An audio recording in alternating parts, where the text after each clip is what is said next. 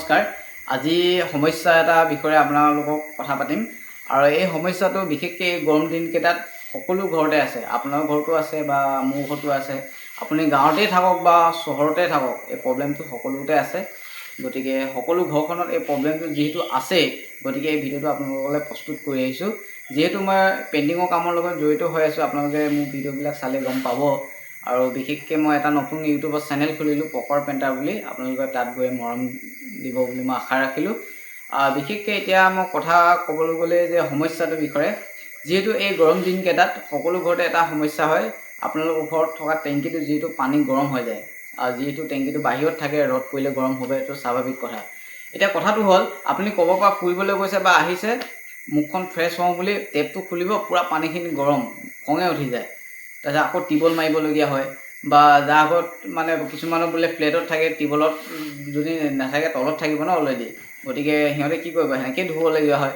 আৰু ক'ৰবাৰ পৰা আহিছে আপুনি পানীটো বা খাওঁ বুলি আপুনি টেপটো খুলি পানীটো খাব নোৱাৰে, কাৰণ পূৰা গৰম হৈ থাকে।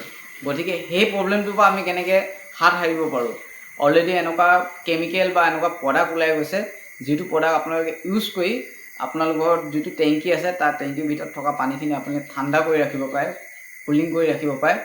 গতিকে সেইকাৰণে এই ভিডিঅ'টো আপোনালোকৰ মাজলৈ লৈ আহিছোঁ। আৰু এই প্ৰডাক্টটো হ'ল টেংকি কুলাৰ, টেংক কুলাৰ বুলি আহিছে প্ৰডাক্টটো। আৰু এই প্ৰডাক্টটো বহুত ভাল হয়। আৰু কোনোবাই যদি প্ৰডাক্টটো ইউজ কৰিছে আপোনালোকৰ ঘৰত, কমেণ্ট কৰি জনাব যে আপোনালোকৰ কুলিং হৈছেনে, আপোনালোকৰ পানীটো ঠাণ্ডা হৈছেনে আগতকৈ। আৰু বিশেষকৈ আমি এটা কথা গম পাওঁ যে বগা ওপৰত যদি ৰ'দ পৰে, ৰ'দে মানে বগাই ৰিফ্লেক্ট কৰি বস্তুটো ৰ'দটো ঘূৰি যায়। আমি পঢ়িছোঁ ছায়েন্সত। আৰু সেইকাৰণে ট্ৰফিকবিলাকে বগা পৰিধান কৰি, কাৰণ যিহেতু ৰ'দত থাকে। ঠিক তেনেদৰে এটা প্ৰডাক্ট হয়। গতিকে আপোনালোকে ইউজ কৰি চাব। আৰু যদি কোনোবাই কৰাম বুলি ভাবিছে, মোক মেছেজ এটা কৰি জনাব। আৰু যিহেতু মই আজি গৈ ট্ৰেইনিং লৈ আহিছোঁ এই প্ৰডাক্টটোৰ বিষয়ে, গতিকে এই প্ৰডাক্টটো ভালকৈ ইউজ কৰিব লাগিব, প্ৰপাৰলি ট্ৰেইনিং ল'ব লাগিব। যদি কোনোবা কাৰোবাৰ ঘৰত এই প্ৰব্লেমটো সকলোৱে আছে, যদি কৰাম বুলি ভাবিছে, প্লিজ মোক এটা মেছেজ কৰি জনাব। ধন্যবাদ, আশা থাকিল।